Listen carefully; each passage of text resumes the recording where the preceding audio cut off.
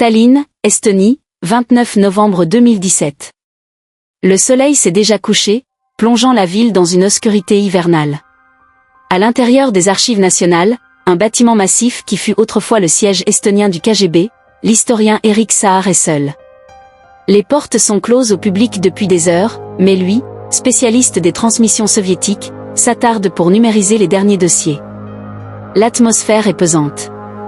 Les couloirs interminables, le froid sec, les portes en acier. Tout ici murmure les sombres secrets du passé. Erik se sent observé, même s'il sait que c'est impossible. À 18h36, alors qu'il fouille une base de données obscure, un fichier attire son attention. Nom, Orfeu, 12.wave. La date d'enregistrement le fait froncer les sourcils, 14 février 2003. Le lieu est encore plus étrange, cellule 4A. C'est impossible. Cette section du sous-sol a été murée et condamnée en 1991, après le départ des Soviétiques. Personne n'y est entré depuis. Une erreur de frappe, sûrement. Un employé distrait qui a mal catalogué le fichier. La curiosité l'emporte sur la logique. Erik ajuste ses écouteurs, prend une profonde inspiration, et double-clique. Un souffle grésillant s'échappe des écouteurs. Puis une voix d'homme, d'un calme troublant, presque résigné, résonne à ses oreilles. Si tu entends ceci, Erik, alors tu as déjà commencé. Un frisson glacial remonte le long de sa colonne vertébrale. Comment cette voix connaît-elle son nom? Personne ne sait qu'il est ici ce soir, seul dans cet immense bâtiment silencieux. La panique commence à s'installer, mais il reste figé, incapable de bouger, hypnotisé par la voix. Elle continue, son ton dénué de toute émotion. Tu viens de reculer ta chaise de 13 cm. Tu vas tourner la tête à droite. Maintenant. Sans même s'en rendre compte, Erik exécute le mouvement. La voix reprend, cette fois avec une pointe d'amusement, ou peut-être de pitié.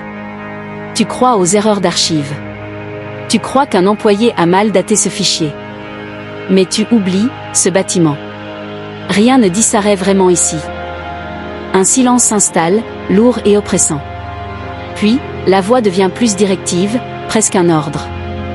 Descends à l'étage -2. Cellule 4A. Je Y attend depuis longtemps. La raison hurle à Erik de fuir, de débrancher son ordinateur, de courir hors de ce mausolée de béton et de ne jamais regarder en arrière.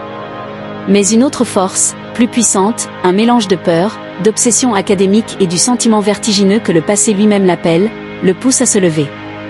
Chaque A résonne dans le silence alors qu'il descend les escaliers grinçants menant au sous-sol.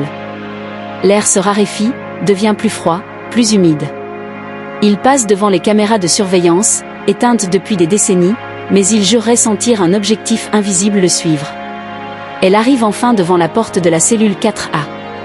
Le cadenas qui la scellait est brisé, gisant sur le sol poussiéreux. Lentement, il pousse la lourde porte en métal. La cellule est vide. Froide, nue, désespérément vide. Sauf pour un objet posé au centre du sol en béton, un vieux lecteur enregistreur à bande, le voyant rouge de l'alimentation encore allumé.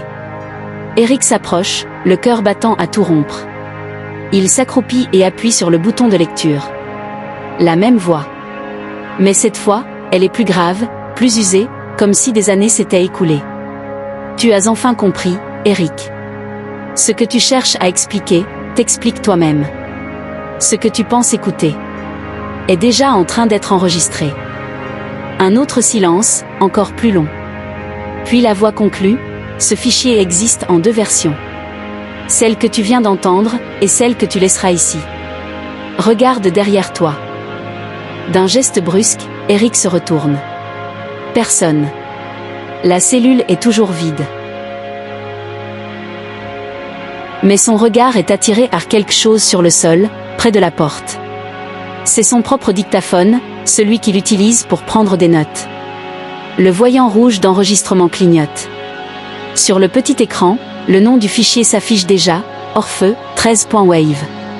Et juste en dessous, la date, 29 novembre 2029. Erik ne bouge plus. Le froid n'est plus seulement dans l'air. Il est en lui.